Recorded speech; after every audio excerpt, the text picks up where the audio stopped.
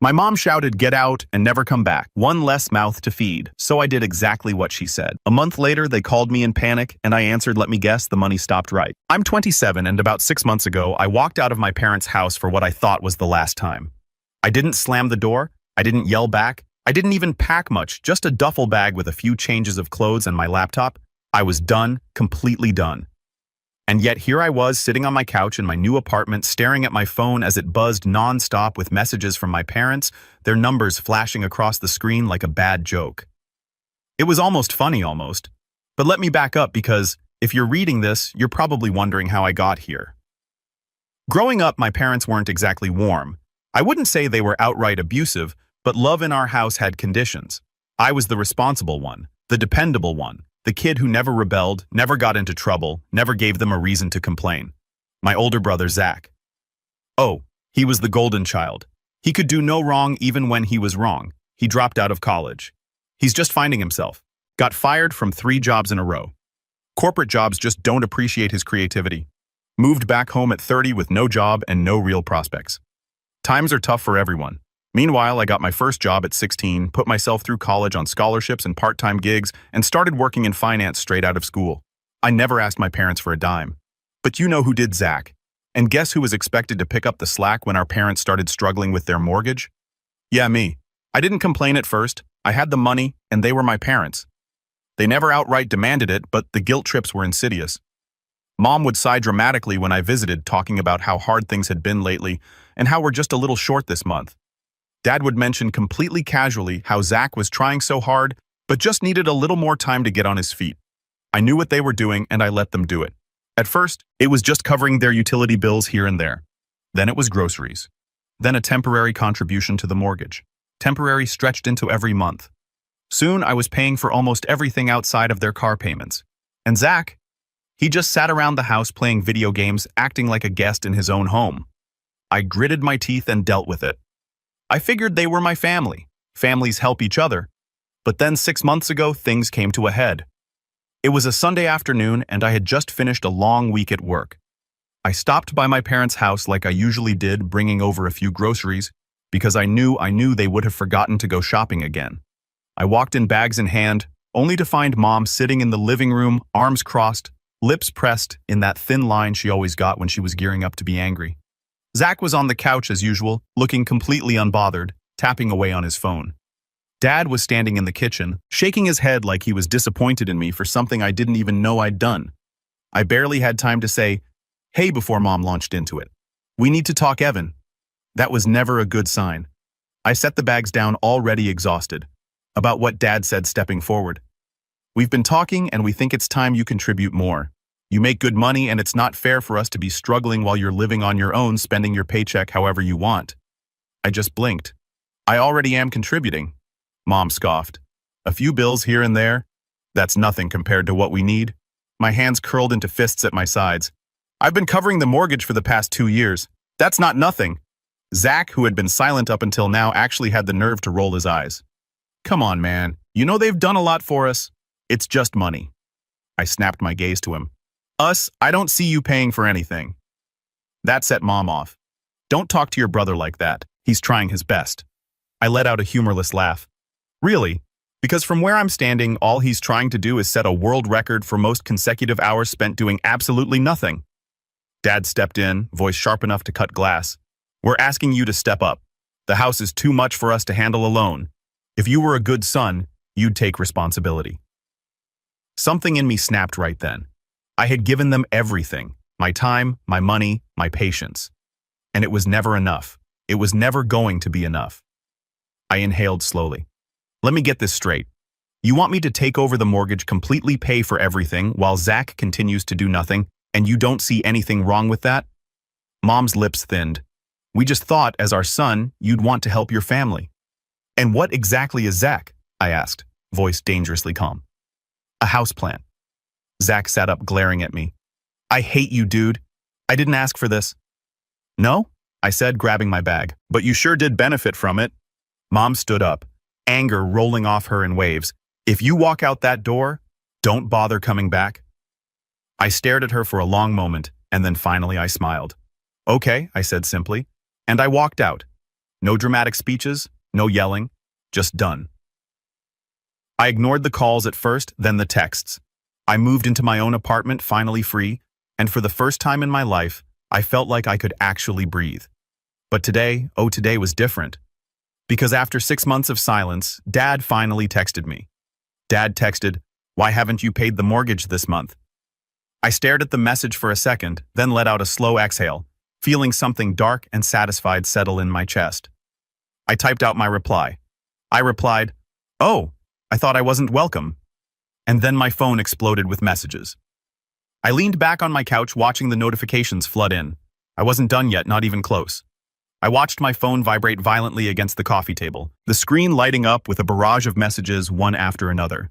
Texts from my parents, and surprisingly even Zach, poured in like a dam had just broken. I didn't touch it. Not at first. I just sat back, arms crossed, staring at it like it was some wild animal thrashing around in a cage. I could already imagine what they were saying. Mom was probably furious, demanding to know how I could be so selfish after everything they had done for me.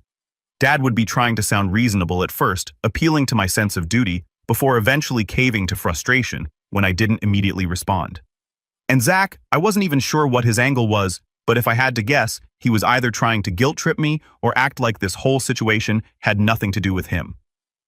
Curiosity finally got the better of me and I picked up my phone. Mom texted, "What is wrong with you? How could you do this to us?" "The bank just called. We're late on the mortgage payment." "Are you really this cruel?" Dad texted Evan, "This is serious. We can't afford to be behind on the mortgage. We could lose the house. Call me now." Mom texted, "I can't believe you're doing this out of spite. We raised you and this is how you repay us. You think you're punishing us, but you're just hurting your family." Dad texted, "Don't be childish. You're not a kid anymore, and we can't handle this on our own. You need to step up." Zach texted, "Dude, what? You know they don't have the money. Are you really going to let Mom and Dad lose the house just to prove a point?" There. It was the guilt trip right on schedule. I could have responded right away, but I didn't. Instead, I leaned back and let them stew, let the panic settle in, let them start realizing maybe for the first time that I wasn't their safety net anymore. After about 20 minutes, my phone buzzed again. A call from Dad. I let it go to voicemail. Then a call from Mom, straight to voicemail. Another text from Zach. Zach texted, "Answer your phone." "This isn't funny." I smiled to myself. Funny. That's exactly what I found it to be. Because for years I had been pouring money into that house like a fool. No questions asked, no complaints. And yet the second I stopped, everything fell apart. So what had they been doing all this time? Did they even try to prepare for this? I decided to respond, but I wasn't going to waste time arguing. I replied, "Not my problem." It took exactly 10 seconds for Mom to call again. This time I picked up. The second I answered, she was already screaming. "How dare you," she shrieked. "You can't just abandon your family like this. Evan, you know we need your help. We trusted you." I kept my voice calm. "Oh, like how you trusted me to just keep paying for everything while Zach does nothing all day." "Don't talk about your brother like that," she snapped. "He's going through a rough time. You have no idea how hard it is for him." I laughed, actually. Laughed. A rough time. "Mom, Zach's been going through a rough time for 10 years. You know who else had a rough time? Me while I was working hard to keep a roof over your heads." She sucked in a breath, but I wasn't done. "You told me not to come back," I continued, "so I didn't. And now that the money's dried up, you're suddenly acting like I owe you something. That's not how this works." She was quiet for a second. Then her voice turned venomous. "We did everything for you, Evan. Everything. And this is how you treat us. You walk away when we need you the most." I let out a slow breath. "No, Mom. I walked away when you made it clear I was only useful as long as I was paying your bills." Silence. Then Dad's voice cut in. He must have grabbed the phone from her. "Evan," he said, his voice lower, more measured, "we just need a little help. Just this month. We're already behind and we don't have enough to cover it. If you don't help, the bank is going to start foreclosure proceedings." I felt something sharp twist in my chest. Not guilt, anger. Because this was what they did. Always. Push, push, push until I had no choice but to give in.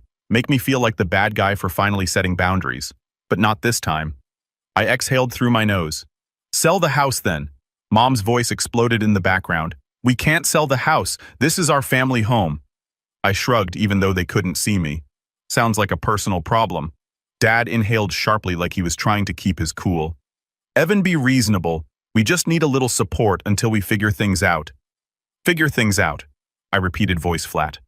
Like how to finally get Zach to pull his weight, or how to guilt trip me into fixing your mistakes again. Enough, Dad snapped. I'm done begging. You're our son and you will help us. I felt my lips curl into a slow, bitter smile. There it was. The real them. Not desperate, not helpless. Entitled. Well, I said, dragging out the word, it looks like you'll have to figure this one out on your own. Then I hung up. Almost immediately, more texts came in from Mom, from Dad, from Zach. Furious, desperate, insulting. But I didn't care. For the first time in years, I finally felt free. But something told me this wasn't over yet, not even close. A few hours passed and I was feeling good. Really good. I stretched out on my couch, flipped through some random TV channels, and enjoyed the rare silence of a day where I wasn't getting sucked into my family's endless black hole of demands. Then my phone rang. I sighed, already knowing who it was, but when I checked the screen, I actually laughed. Zach. Again. I let it ring out. A voicemail popped up a minute later. I played it on speaker mostly for my own amusement. Dude. Zach started, his voice low and serious like he was some kind of mafia enforcer. You really messed up this time. Mom's crying. Dad's freaking out. You need to call them back and fix this. I rolled my eyes. Fix this? Like I had set their house on fire instead of just stopping my unwilling role as their personal automated teller machine. I was about to delete the message when Zach's voice lowered even more, like he was about to deliver some real tough guy wisdom. You're being selfish, man. You think you're proving some big point, but all you're doing is destroying our family. I swear, if you don't pay the mortgage, I'll click. I deleted the voicemail before he could finish. Zach had always been full of empty threats. What was he going to do? Yell at me harder, beg for money aggressively. Before I could even put my phone down, another text came in, this time from Dad. Dad texted, "You don't seem to understand the gravity of the situation. This isn't just about us. If we lose the house, you won't have anywhere to come back to either." I laughed. Come back? Did they think I was going to come crawling back if they just let this go on long enough? I tapped out a response. Me, I seem to be doing just fine without it. That must have struck a nerve because 2 seconds later, my phone exploded with a call from Mom. Against my better judgment, I picked up. "I hope you're happy, Evan," she screeched. "No, hello, no build-up, just straight to emotional terrorism." The bank called again. "We have days before they take our home. How could you do this to us?" I held back a yawn. "You mean the home I apparently had no right to exist in anymore? That one? Don't you dare mock me, young man." "Oh, I dare," I said lazily. "I really, really dare." She let out a furious noise somewhere between a gasp and a growl. I continued, my voice syrupy sweet. "Mom, let's recap. A few months ago, you told me I was ungrateful and that I should leave and never come back. So I left and never came back. And now you're mad at me for doing exactly what you said. That's not the point." "Oh, I think it is. You don't understand," she seethed. "This house means everything to us. It's the house you grew up in. And yet the second I stopped paying for it, it's about to collapse like a house of cards." Wild, huh? Silence. I smirked. "Say while we're at it, I got to ask, what exactly was the plan here? You knew for years that I was covering the mortgage. So what was the grand strategy if something happened to me? Or did you just assume I'd keep slaving away forever?" More silence. I let out a fake gasp. "Oh no, you didn't actually think that far ahead, did you?" Mom inhaled sharply like she was about to go on another tirade, but I cut her off. "You know I've been thinking. Maybe it's time for Zach to step up. I mean, he does live there rent-free. Seems only fair, right?" Mom actually had the audacity to laugh like I had just said the funniest joke she'd ever heard. "Zach," she scoffed. "Oh, Evan, don't be ridiculous. Zach isn't built for that kind of responsibility." "Interesting," I mused. "So what you're saying is that I, your other son, was just expected to do it because I was built for responsibility. You were always the responsible one," she sniffed. "You always knew how to take care of things. Unlike Zach, you actually—" I cut her off with a chuckle, a cold, sharp one. "Got it. So I was punished for being responsible, and Zach was rewarded for being a leech. Thanks for finally saying it out loud." Evan stopped being dramatic. "Oh, you haven't seen dramatic yet," I said cheerfully. "Tell you what, since I'm in such a good mood, I'll make you an offer." There was a beat of hesitation. "What kind of offer?" "I'll call the bank," I said. "Right now." Mom inhaled sharply like she was about to cry with relief. You will? Yeah. I'll call them and ask how long you've actually been behind on payments. Because let's be real, there's no way this problem started the moment I stopped paying. Silence. Dead silence. I leaned back in my chair, enjoying the moment. Oh, you didn't think I'd figure that out. You've probably been missing payments for months, haven't you? But you figured as long as I kept covering for you, you'd be fine. Mom's breathing grew shaky. Evan, I wonder what else I'll find out. Maybe how much of my money actually went to the mortgage and how much of it just disappeared. No, Evan, listen. Oops, got to go, I said cheerfully. You know how it is. So many calls to make. And then I hung up. I could already imagine the chaos on the other end. Mom panicking, Dad pacing, Zach sitting there like a useless lump wondering if this was the part where he finally had to be a functional adult. But this was only the beginning. Because now, I was really mad. The moment I hung up, my phone started blowing up again. Calls, texts, voicemails. It was almost comical.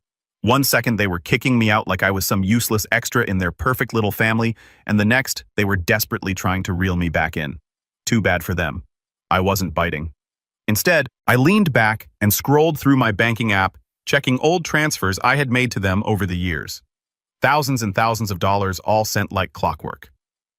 But here's the thing. If the mortgage was barely being paid now, what had they been doing with all that money before? That question buzzed in my mind as I finally made a call. Not to them, but to the bank.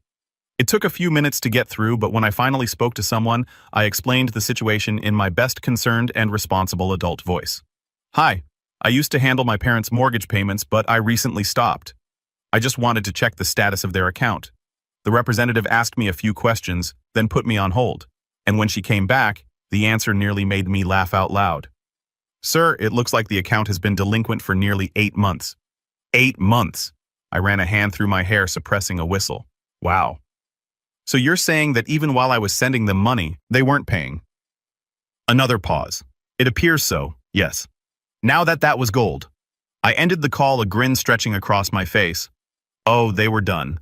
But I wasn't done yet. I took a deep breath, then, for the first time since all this started, I actually called Zach back. The phone barely rang before he picked up. Evan, finally. Dude, you need to fix this. Hey, quick question, I interrupted. Where do you think all the money I sent went? Silence, I pressed on. The bank says they haven't received a full mortgage payment in nearly 8 months. So where did it go, Zach? A long pause. Then, I don't know what you're talking about. I snorted. Oh, come on, man. You live there. You had to notice something. Mom and Dad suddenly buying more stuff. Taking trips. Where did the money go? He spluttered. Why does that matter? The point is I cut in. They've been lying. They've been letting me pay while they pocketed the rest. And now they're only freaking out because they finally ran out of my money. Another silence. Then suddenly Zach let out a frustrated breath. You don't get it, Evan. They're our parents. They needed help. Oh, trust me, I said, my voice dripping with sarcasm. I got that memo loud and clear. In fact, I got it on repeat every month for years. You're being cruel, Zach shot back. You're letting them suffer. No, Zach, I'm letting them face the consequences of their own stupidity. I could practically hear his jaw clenching. But before he could try another guilt trip, I hit him with the real kicker. You know, I was actually going to feel bad about all this. But after learning they were lying to me for almost a year, nah, they can figure this out without me. You're making a mistake, Zach growled. I smirked. Yeah, we'll see. And I hung up. I barely had time to toss my phone on the couch before the next call came in. Mom, of course. I let it ring. Then another call, then another, and then a text. Mom texted, "We need to talk right now." I smirked and typed back, "Oh, now I'm part of the family again? That's cute." Almost instantly, Mom texted, "Stop this, you're ruining everything." I cracked my knuckles, grinning. Ruining everything. No, I was just getting started. I sat back on the couch staring at my phone. The messages from Mom and Dad were still coming through, each one more desperate than the last. My phone buzzed again, this time with a text from Dad. Dad texted, "I can't believe you're doing this after everything we've done for you. You're going to let us lose the house." "What kind of son are you?" I scoffed and shook my head. "Everything we've done for you. If I had $1 for every time they manipulated me with that line, I could have paid off their mortgage myself. It was the same tired guilt trip tactic they always used. But not this time. I wasn't falling for it anymore. I opened my messages and fired back, typing each word with deliberate calmness. I replied, "Funny? I was just thinking the same thing. You both keep asking what kind of son I am, but it seems like I'm the only one who's actually been paying attention. I'm not the one who failed to pay the bills. I'm not the one who ignored the problem for months. Maybe it's time you both learn to deal with your own messes." My thumb hovered over the screen. I almost hit send immediately, but instead I took a deep breath. I wasn't going to make this easy for them. This wasn't just about the mortgage anymore. It was about finally taking control back. I hit send. A few seconds later, Dad called. I picked up on the third ring, trying to keep my voice steady. "Evan, this isn't you. We raised you better than this. You know we've always been there for you." "Really?" "Because the only thing I remember is you always being there for your own convenience." I couldn't stop myself. The bitterness I had buried for years was finally spilling out. "I've been covering your debts for so long I can't even count how many times I saved you. But every time I needed you, you were either too busy or too wrapped up in your own mess to even care. And now you want to call me ungrateful." There was a long pause on the other end. I could almost feel him scrambling for the right words. "We're sorry, Evan," he said finally, his voice cracking. "We messed up. But please, we need your help. You know we're not going to make it without you." I paused, my fingers tapping the armrest. "No, Dad. You need to learn to stand on your own. You've been living off my generosity for too long. It's not my responsibility to fix your mistakes anymore." "Please," he begged. "Don't do this. We'll pay you back. We swear." I couldn't help but let out a humorless laugh. "Funny, because I've been waiting for that payback for years. Where is it, Dad? Where's the appreciation for everything I've done?" More silence. Then finally he said, "Evan, I'm sorry. I was wrong. You've been more than generous, and I took you for granted. But don't let us lose the house, please. I'm begging you. This is everything." It was a weak play, the kind of plea I had grown used to over the years, but this time it didn't work. "No," I said flatly. "You're going to learn how to deal with this on your own. I'm done." I hung up before he could say anything else. I felt a strange mix of satisfaction and relief. This wasn't a victory over them, it was freedom. Finally, I was no longer their safety net. But then I saw another text from Mom. Mom texted, "You don't understand. You'll regret this. You'll see how far this will go. We need you, Evan. Don't let this ruin everything." I almost snorted. She still didn't get it. They both still thought I was just a tool to be used until it was convenient for them. I fired back another text without hesitation. "You've had enough time. I'm done bailing you out. Deal with the mess you made. I'm not your fall guy anymore." Then I turned my phone off. It felt like an emotional weight had been lifted. But at the same time, I couldn't shake the feeling that this was just the beginning. But whatever might come, I'd be ready.